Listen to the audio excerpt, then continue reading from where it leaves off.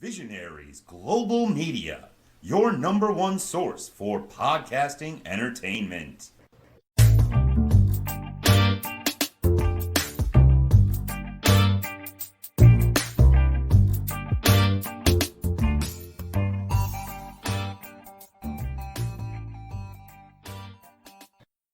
This is the MGB Wrestling review of Alabama Trampoline Wrestling Christmas special from 2020, which was on YouTube. Now, Mason, you actually asked me this one, like, how did you find this one? And I kind of played dumb because I didn't want to spoil it because I wanted to talk about it on the show itself. So I found this last night when I was wide awake, couldn't sleep, looking through Twitter, and you know the cameos? Yeah. I saw that Marty Jannetty was doing these. And I was like, ooh, this could be interesting. I don't know, do you know who Marty Jannetty is? No. He used to tag with Shawn Michaels in his very early days as a part of the tag team called the Rockers. Oh, yeah, I remember that. And he's a little bit of an outrageous character right now. So I was like, ooh, this could be interesting. Let's see what he's got to say. Anyway, it went from that to finding out Kylie Rae is actually doing cameos as well now. Now, I was actually going to use this on the Good Cop, Bad Cop Wrestling podcast until I saw this afternoon somebody posted, I hope Kylie Rae's doing okay. And someone said, oh yeah, she's doing cameos now. So I was like, oh, great. I thought I'd got a scoop on. I hadn't heard from her in weeks, months since she'd left Impact. Sounds like she's doing perfectly okay. Talking to people. Still smiley Kylie. She's telling Christmas jokes at the end. What do elves learn in kindergarten? I don't know. The alphabet. And little things like that. So that's kind of a little gimmick at the end. She'll talk to people and then she'll drop like a Christmas joke in at the end. And from there, I was looking to see who else was available. Now, some wrestlers I knew and some wrestlers I didn't know. So the wrestlers I didn't know, I kind of clicked on them just to find out who they were. Sometimes it was like an older WWE wrestler who I just didn't recognize. Sometimes it was somebody who's on the indies, but probably not from where we are, so I hadn't heard them. And one of them was Christian Archer. So I clicked on that. And his cameo says, howdy, I'm Christian Archer, an independent backyard professional wrestler, 19 years young, entertaining the fans is what it's all about. Check out Alabama Trampoline Wrestling on YouTube. Well, I'm wide awake at this point anyway. I was like, sure, I'm going to check out some Alabama Trampoline Wrestling. I was like, that might be something that you might find fun anyway. We tried to find something kind of a little different from one of our reviews a few weeks ago, and I thought this fit the bill. So that's how I actually found out about this. They have lots of videos. I think they're on like season 2 or something, but I was like, oh, Christmas? Sure. This came out 4 days ago. I don't know if you noticed, you probably wouldn't on the thing, how many views this had already? No, I couldn't see. It was over 1,000. Oh. Which, considering people are probably doing still Christmassy things, I thought that was pretty impressive. If you're getting 250 views per day at this time of year, and some of the other videos had way more than that as well. So probably in a couple of weeks' time, yeah, when everyone's had a chance to watch, could be even more. All right, so actually, I guess we should start. It kind of cut straight in. It was almost like it started straight away. Like it was almost like all the wrestlers were on the outside. They were talking. Do you want to talk about the opening segment? So there's two people fighting, like arguing, and then I think it was I can't remember I didn't write it down, but one of them was Christian. One of them was Christian Archer. Christian Arthur. Because I ended up watching this twice. Archer. And the other person was Kalon J. Yeah, and Christian, he did like a suicide dive, and then they just cut the segment. Okay, so they were basically having an argument. They said, what's it going to take to settle this? And they said, I guess we need another match, but it needs to be like no holds barred or something. And yeah, they were starting to go at each other. The part that you missed, and you cut right to the end, I was like, whoa. Okay, there's a dog there. The dog obviously has no concept of what kayfabe is at all. When they were fighting, the dog's like, they're going, obviously protecting the owners, and obviously didn't like people fighting. So I don't think the dog realised. The suicide dive to the outside, that's hard ground. This is like winter. Like, I know it's Alabama, so I know it's not like frozen ground or anything. That's going to hurt way more. You think normally they put like padded mats out. Can you imagine doing a suicide dive onto the hard ground? Now, you obviously hope they catch him, and they obviously did take some of that brunt, but I still thought that was kind of... And at this moment, I didn't know how trained they were, so I was wondering, why would they do a suicide dive? They obviously have to have a little experience. No, and this is actually, and when you go back to read Christian's info, it tells you that a little bit. He is a backyard wrestler, but he's also a professional wrestler. So they're doing both. So and actually we'll talk about some of the professional wrestling they are doing later. Because you asked me, like, are they trained? I was like, you can watch, you can find out. Because backyard wrestling has a bad connotation. Normally, if you hear backyard wrestling, it's probably kids, probably teenagers mucking around. They have no idea what they're doing. And it could be potentially very dangerous. So no, we do know that these people do have some training as wrestlers as well. But yeah, suicide dives like that. Well, he did a flip. He did a flip over the top rope. It kind of reminded me of like Bro Keller. And probably Ricochet or somebody like that as well. It looked really impressive. Of course, you get the height much easier on those when you're jumping on a trampoline. Yeah. So anyway, all right. Match 1 then was Glenn Ann versus the brilliant one, Jaxon Blade. Now, before we actually get to this, I want your initial thoughts then. So, what do you think about the ring? Obviously, this is very different from the... Normally, we would just go straight into matches. This is a... Do you want to describe the setup a little bit? Like, where are they wrestling? What does it look like? What does the ring look like? They're just wrestling in a backyard, it looks like. And you can see the road in the background. And so the ring is basically a trampoline with like 4 wood sticks on it. Wooden posts, Yeah, and then like fence posts. Yeah, and then there was ropes attached to them. And they kind of wrapped the rope around the outside of the post to keep it in place and stuff like that. Yeah, and that was basically it. There was leaves on the floor. Yeah, because it was obviously fall, and I don't know how far ahead they filmed, but... And I feel like the entrance thing was way surpassing what I was expecting. I was expecting them to just walk out. Yeah, when I saw it, I didn't think they would have like proper entrances. But there was like full-on boards. They had something so you couldn't see them. Then they came into view. The music was there. I don't know if they added the music in later or if they play it loud and then just record the music. It sounded like it was live. I thought so too, but I couldn't be 100% sure. But no, they certainly went to the trouble of giving it that appeal. And when you think of what does a WWE match look like, it has an entrance. It has entrance music. There's a clearly defined story. You announce who the wrestlers are. That was my other big fear, because in that first segment, you didn't know who any of those people were. Yeah. I had no idea who any of those people were. But on that first match, they announced it straight away. This is Glenn Ann. He's from Mobile, Alabama. You know the nicknames as well. The Brilliant One. Yeah. I like that they went to the trouble of explaining that. And in fact, they had commentary as well. Yeah. I didn't expect commentary, to be honest. I thought it would just be watching a few people wrestling on a trampoline. I was okay with that. Yeah. I would still have watched it, but no, they put in a lot of thoughts on that. There was one other thing about the ring, which I wrote down straight away, and I was like, I wonder if Mason's going to notice. You didn't notice until match 4, I don't think. Yeah, there was something kind of different. There's only there's turnbuckle on only one of the posts. Yeah, I think turnbuckle might be overselling it a little bit. Overselling. It's like a piece of like pillow. It's like a I pillow. couldn't tell what it was exactly. Yeah, I thought it might have been like perhaps a duvet wrapped up a few times and then. But yeah, because you asked me like, why is it only on one post? I was like, I have no idea. I was going to ask you the same question. Why is it only on one? I don't know the answer to that. That did seem kind of strange. It's not like that post was used either. No. Yeah, I have no idea. The other thing I noticed about the ring, and I might have wrote it down later, is they had the steps to it. I didn't see one person use the steps to climb into the ring. To climb into the ring. No, but it wasn't really real steps though. It was kind of like it was like very. It was like that foam. I think it was that foam stuff you see in kid zones as well. But it had the setup to make you think people were going to walk up it. It wasn't very high off the ground anyway. You could easily just dive in. I think even you could get in there as well. Yeah. Like I think kids could roll into that easy enough. Well, obviously it's a trampoline. Yeah. Kids play on a trampoline, so... I got more things to say. The editing was way better than I thought it would be. There was the names and the Instagram and their nicknames on there. And another thing is I watched too much AFV. Because I see all those, there's like 2 or 3 every episode where there's people going through trampolines. Yep. And I saw a spring pop off and I was worried. Because there's a couple guys that are pretty big. Yeah. And I was wondering if they would go through the trampoline. I don't know which match it was. I think it was match 3 or it might have been match 4. I think it was actually the last match. Because I think they said that the biggest guy was like 360 something pounds. And if there's 3 people on a trampoline, I had that same thing as well. I was like, is that going to be able to hold that amount of weight? Like, I don't know how much weight a trampoline holds, but if you got a guy who's 368 pounds, that's a pretty big start. Yeah. That's probably at least 4 kids. 4 young kids, anyway. So I was kind of interested in that side as well. I'm Rob Killjoy. I'm Lance Lude. And I'm Coach Mikey. And we are the Ugly Ducklings. And you're listening to the MGB Wrestling Podcast. Quack, quack, quack, quack, quack. All right, what do you got for the match?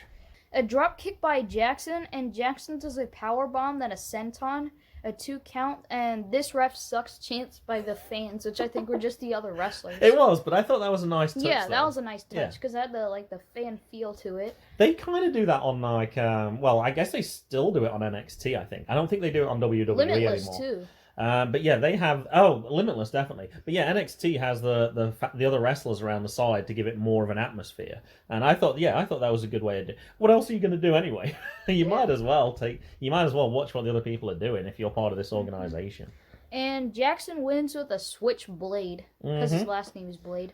Now, I got a few other things that I noticed. I gave you a chance to talk about anything else that you noticed with this one. One thing for this one, the ref's obviously on the outside as well. Yeah. Normally you'd have the ref on the inside, so when you're doing pinfalls, he's kind of got to come to the edge and then kind of tap on. So that was a little bit different as well. One of the chants I did get from the other wrestlers was stop the slow count, because it was they claimed it was 3, not 2. But I like the fact that they're blaming the ref a little bit, making it seem like, it's not the wrestler's fault, it's the ref's fault. I kind of like that as well. If there was one thing that I could change, it would definitely be the fans who they were cheering for. I wanted to hear a bit of a split, but they were all just cheering till the face. And we I say, initially we didn't know who the faces and the heels were. You can kind of figure it out when they're coming in, but the crowd certainly made it clear who was which. I want to hear like a couple of people, like 1 or 2, maybe throw out comments of boo, or something like that. Or normally you'd have like the manager there who would be supporting that person, and obviously they would cheer for you. But yeah, I would agree with that part as well. Now, my big question from this though, Mason, was as I was watching the first match, does landing on a trampoline hurt?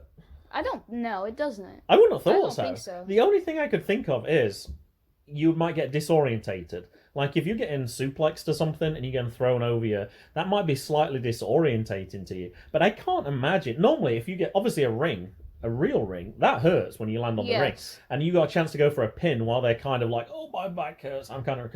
I don't know. That was kind of... You could see why they had some matches where they had to go to the outside as well, which I think is fine. You can start the matches in the... And it's not big. It's not massive either. No. So that's why they had to go outside too. And if it's backyard wrestling as we're talking about, if you want to practice the moves, where's the perfect place to practice them? I would have thought a trampoline. So you're not going to get injured while you're doing, or you're less likely to get injured while you're doing those ones. Like that. Yeah. So in that way, it kind of made sense while you're putting this together. You don't want unnecessary risks, and some people, the older backyard wrestling, they do have kind of makeshift rings, and I know some of those can be very dangerous. So I thought that was one thing that was going through my head. One other thing that was going through that is, I wonder if it's more difficult to kick out though. Because the weight of the person, that's pushing down into the trampoline a little bit. That's probably why there wasn't many kickouts. I would be curious to actually see what that actually feels like. But yeah, it definitely had a different dynamic to it. A couple counts outside the ring too. I noticed one other thing as well. The ref was wearing shorts. Oh yeah. I thought it looked like it was kind of cold, and they did talk about the fact that it's like winter. It reminded me, it came up the other day, it was 3 years ago yesterday, Mason, as we were recording, that we were at AIW. Oh yeah. And it had the picture of the security guard. Yeah, it was so cold outside. I was standing in my winter coat and I was shivering. And the guy comes out in shorts and t-shirt and he just walks all over the place perfectly fine. I seem to remember it. I can't remember the exact temperature, but I think with the wind chill, it was like 12 or 15 or something like that. And yeah, he didn't care at all. He wasn't complaining at all. It's not like he just walked out for a quick 5 seconds. No, he was out for like a 20, while. 30 He was minutes. talking to people, and we're out there waiting to get in because we were supposed to get in earlier, and I don't know what the problem was, but we couldn't get in. And yeah. Also, while this match was going on, I did notice they have a website as well. So AT Wrestling. That's obviously Alabama Trampoline Wrestling.com. And also they have a shop as well. I was like, wow, this is pretty cool. So there was like 4 different t-shirts I saw. I can't remember who all of them were. I wrote a couple of them down. I wrote Christian Archer had a t-shirt. Christian Archer definitely had a t-shirt. And Sammy did as well. He had tights. Yeah, he did too. But yeah, you can actually buy some of their merch on there as well, which I was like, this is really cool. I really enjoyed the touches that they went to. They obviously have the links to the videos there, but most of them, I think, the videos, it's easier to find them on YouTube. The only thing that makes it feel like backyard wrestling is it looks like the ring and the setting. When you look at the background. Yeah, everything else is like a regular wrestling. Like they have the nice editing. There's professional trained wrestlers, and they have everything the crowd music. there. Yeah, I can say I watched it. The merch. if I hadn't have enjoyed this, I wouldn't have mentioned it to you. I was like, hey, I think we should review this for this week. But I thought it was really cool. I really got into it. And one other question I had, and I think I wrote it down for later though, was that you said it was a road as well. I thought it was a road as well. I didn't see any cars come down that road at all. No, I'm guessing it's probably because like it could be a side street road. or something. I guess like our street, you only come along it if you're going to somebody on the street. Yeah. So it doesn't go to any other place. So I guess it could be the same. I wondered if it was their drive. That was my other No, thought. it was way too long, and there was I thought houses. so as well. There was houses to the left and right. There was. But it was woods straight ahead. Okay, all right. So I guess it was that. But yeah, I don't know. All right, match 2 then was the Red Dragon, which was Red Dragon Emperor, which is Cory Blaze, versus the unpredictable Derek Mercury. I think this was the Lumberjack Last Man Standing. Was it 2 things together? Okay, now when I first looked this up, I actually wrote down Cory incorrectly. I wrote it with an E. So when I started looking up, there was somebody who's wrestler, Cory Blaze, 5'7", weight 163 pounds, birthplace Newcastle, Delaware, debuted 2007 and then retired 2012. And I was like, well, that can't be right. I misspelt it. This Cory was Cory without an E, so I actually looked up the wrong wrestler to begin with. The real Cory Blaze in this one, on his profile, it says he's the new SPW Tag Team Champion, and I also know that he wrestles at New Level Pro as well. So yes, these guys are wrestling at other organizations as well. I'm guessing this is their... But there's probably not... I don't know what the rules are for wrestling in the Alabama area right now. I'm not sure what the restrictions are. But it's possible, hey, we're not getting as much as we used to. You want to practice on my backyard? Do you want to do... They've obviously been doing this for a couple of years anyway, but I guess they use it to supplement their wrestling skills. And what a good way of building, like, promo skills, like they've been doing. Entrances, and then just some of those maneuvers as well. So I like how this all comes together. Yeah. All right, go ahead. Tell us about this one. My favorite wrestler was Derek Mercury. Okay. Because he reminded me of Mustafa Ali. He had the face mask and stuff, and he was very flippy and stuff like that. And that's love that flippy stuff. Yeah. Yep. And I feel like he had my favorite gimmick because I like those kind of wrestlers, and I like some silly. Depends on how silly they are and if there's too many of them. You need an occasional one, but yeah, I wouldn't want a whole card of silly. But yeah, I agree with you. I like a silly match in there. Yeah, and I liked his kicks. They were very loud, the kicks, but the wrestler didn't look like he was selling it good, but I could tell that it wasn't a real kick. Like you can tell when it's like an actual kick because there'll be blood on your face. And there was Lumberjacks attack Derek on the outside. Cory kicks and leaves on and he kicks leaves on Derek's face. Everyone is punching each other on the outside. It just became a big scrap at that point. And Derek does a huge roundhouse kick, and Derek does a swanton bomb off a ladder onto Cory, who was on the ground. And I didn't have the... Oh, that was the finish. That was it, because he didn't get up from it. Yeah. Now, there was one other thing that I really liked about Derek as well, which the camera people were actually struggling, because with all the people on the outside, it was difficult to know who should you focus on, particularly when the 2 wrestlers were at different places. And one of the parts, you could see the ladder up against the tree, and you're like, oh, he's going to climb the ladder. And he's going to jump from there. And actually, you saw him jump up to the tree branch, but then the camera panned across, and then he was on top of the tree, and he jumped from the tree. Now, my question was, though, if this was we actually said this was a crazy move. A swanton dive from a top. I was like, I'm not even sure Jeff Hardy would do that. To the hard ground.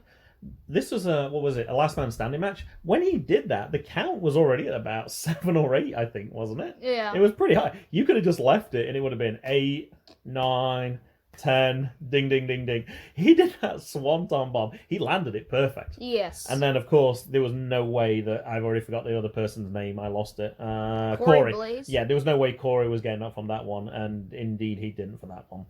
There was one other thing I noticed in this match as well. There was a submission attempt on the ropes. I was interested to see how sturdy those ropes were, or that ring was. It was really sturdy. Yeah. Like, they were leaning on the ropes, and they were wrapping themselves around the ropes, and, it didn't seem to be any issue at all. So that was good to know that that happened like that. Now, I'm going to go back to that New Level Pro Mason that I mentioned earlier. I saw a tweet from Cory, or it might have been on Facebook, actually. New Level Pro is excited to announce a student show. These students are looking forward to entertaining all of you. Get a first look at the stars of tomorrow, Sunday, October 18. CDC guidelines will be in effect at the arena. Masks required. Special one-night only pricing, $5. That's awesome. Please reserve your seat through PayPal. This was actually in Ardmore, Tennessee. So I'm not sure if Alabama is doing, like I said, any wrestling events right now. Or it could be that it's very close to... Tennessee's kind of a big state. I don't know how close they are to Ardmore for sure. Here's some of the matches. Let's see if you recognize some of the names then. Derek Mercury versus Cory Blaze. Oh, yeah. So those two are obviously used to wrestling each other. On that one, actually, Derek had red face paint on the promo picture. Oh, he did? Yeah, so he kind of looked very different from the character that we saw, certainly in this match. Yeah, that was another thing. They had promo pictures before every match. Mm-hmm. That's better than some organizations. They don't have that. Mm-hmm. Sammie Evans, Kalon J, Sean Christopher, and Austin Race. We recognize the first two anyway. Yeah. And next match was CJ Kellum versus the Mob. I didn't recognize those. Christian Archer versus Braden Change. Well, Christian Archer we've already talked about. And then the other match was Dagon Hellums versus Jaxon Blade. Jaxon Blade we already talked about, and Dagon Hellums we'll talk about in the main event as well. So yeah, these guys obviously are used to wrestling with each other, and I think, so your answer to your question is, are they professional wrestlers? Yes. Yes, they wrestle with each other on a regular basis. They're obviously used to wrestling with each other. Yeah, I'm kind of curious actually if this New Level Pro is something that's on YouTube as well, or if it's on one of those like Power Slam TVs or something like that. But I'd be curious to watch some more of these guys, to look at that comparison. Like, to watch them actually in a wrestling ring setup, just to see what differences there is between the two. I think I put one... Oh, that was the other thing as well. At the end, there was a pile driver and a Canadian destroyer to Derek. And Christian Archer was thrown out. And then actually Cory Blaze took them both out. So there was a little bit of rivalry being set up after the story had finished, which I liked as well, for that continuity for later. Cabana Man Dan here, and if you want to give a good splash of podcast goodness right in your ears, you want to tune in to the MGB Wrestling Podcast. Surf's up, baby. All right, match 3 was the Headhunter Kalon J versus Christian Archer. So Christian Archer then, he's on Twitter, he says he's the straight shot professional wrestler, the face of ATW. And Kalon J, I found, was the professional wrestler at Crooks Wrestling, and also the New Level Pro that I talked about earlier.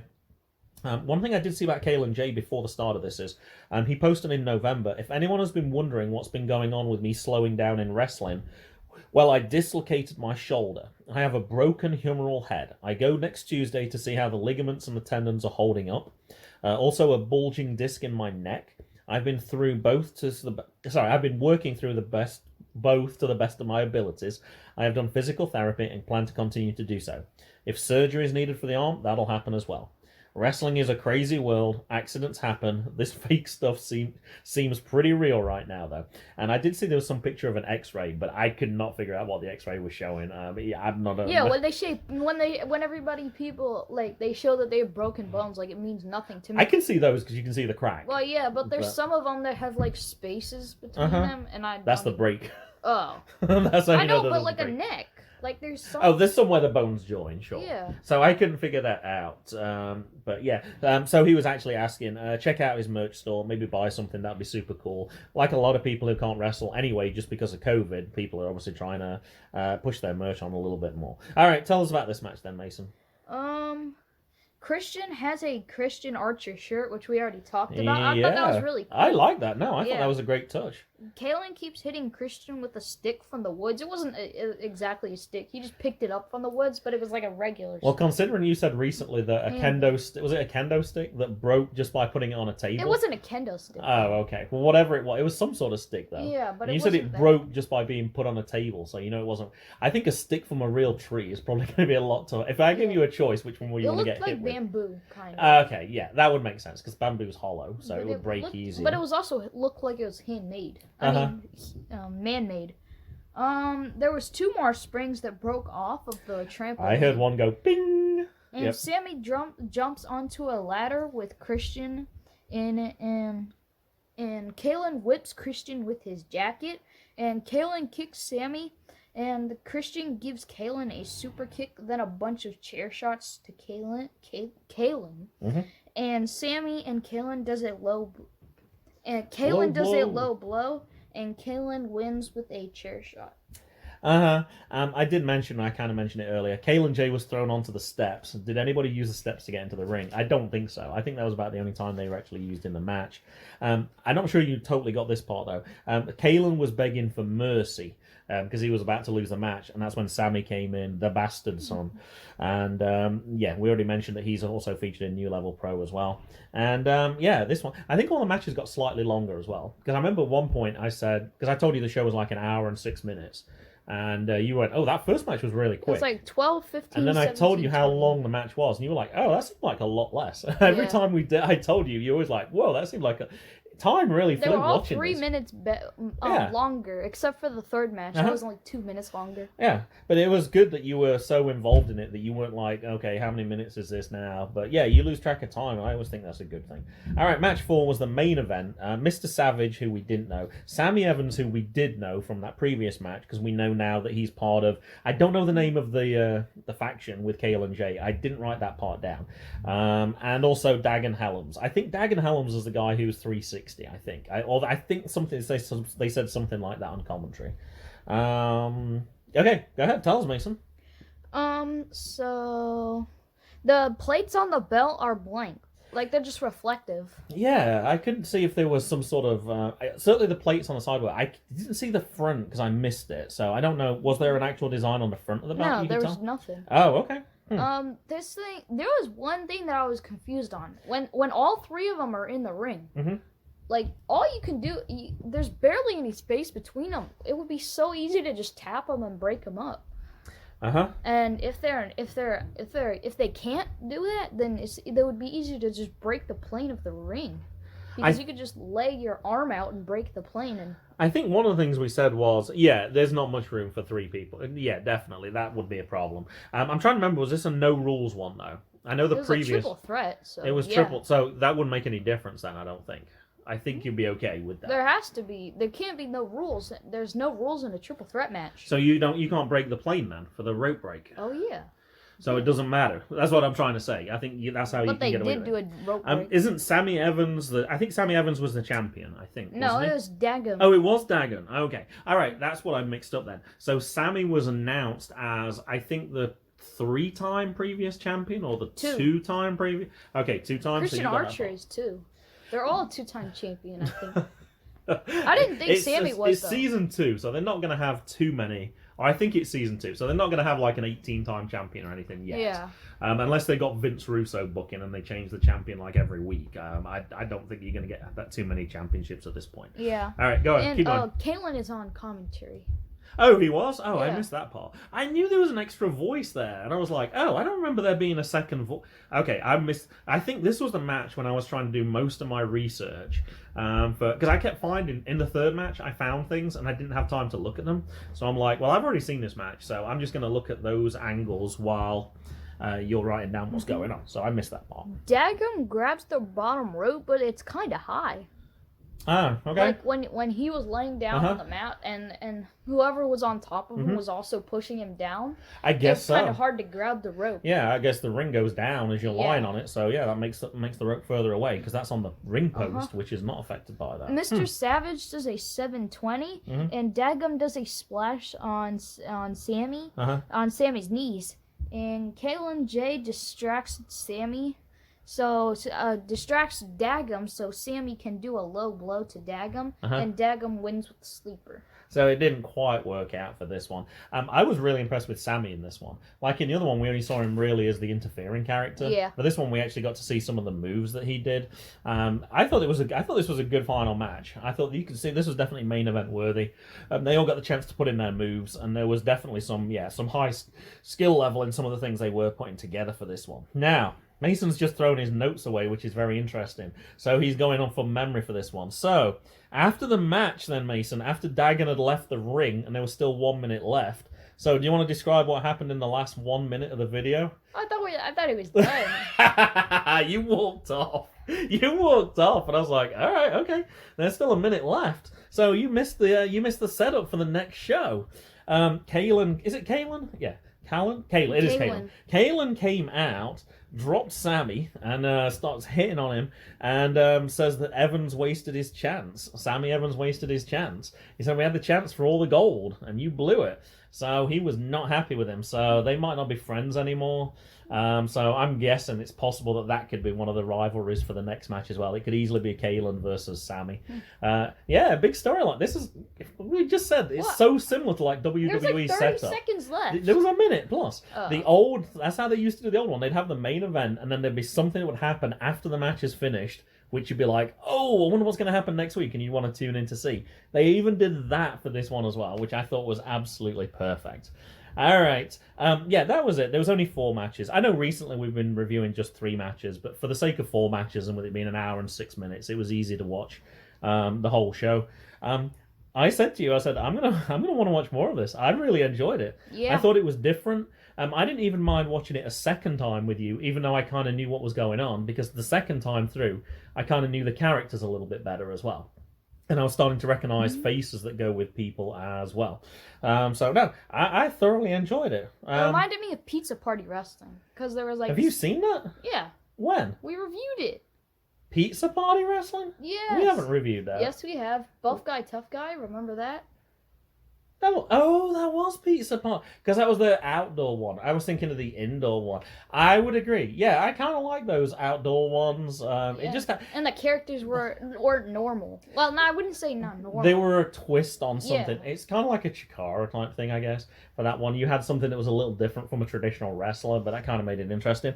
No, I thoroughly enjoyed it. I've talked to a couple of the guys very briefly on social media. Yeah, they're really helpful as well. Like, I asked Christian, like, hey, can you tell me any Twitter handles for other wrestlers? So I managed to follow Kalon as well. They were the only 2 I managed to find. I found some on Facebook as well. But no, it was really interesting to kind of look through, see what those guys are doing. And yeah, I'll definitely be watching some more. An hour show, that's perfect for me. Yeah. I don't like watching 3-4 hour shows necessarily. Anything else to add to the end for this one? No. I can't think of anything else as well. I know Jaxon, our 6-year-old, said he wants to watch it as well. I said he could watch the video, but he can't watch the sound, mainly because of probably Sammie Evans being the bastard son. There was some reference to bitch as well, I think, at one point as well. Oh, that was the only other thing that didn't get mentioned as well. Kalon said not only was he going to beat Christian Archer, that he was going to take his woman from him as well. Yeah. And I know the word bitch was thrown out at one point as well. That was about the only reason why. I didn't even see a woman. I didn't either. No, I didn't see who that was either, so I don't know who that was. There was a woman on commentary. There was, yeah. I wonder if it was her. Possible, and I would say this was the Christmas special, so obviously we've missed a lot of episodes. But I actually felt if you can get people up to speed as quickly as they did within one episode, like the way they set it up, I actually felt like it was something I'd seen more than once. Like, I got to know the characters pretty quickly, and if I was to watch a second time, I think, or watching a different episode, I think I could get into it even quicker now I know who the people are. You did watch it twice. I guess I did, but perhaps I meant after I'd watched it myself just for that first time.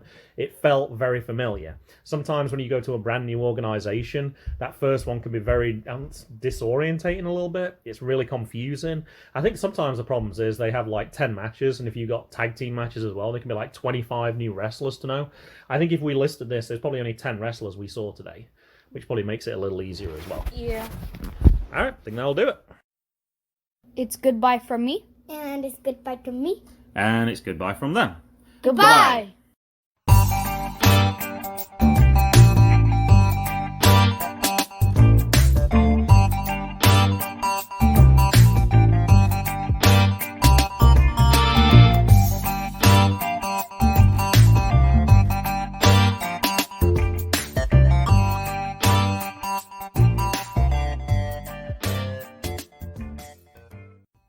Music was Zigzag by Kevin MacLeod at incompetech.com. Licensed under Creative Commons by Attribution 3.0.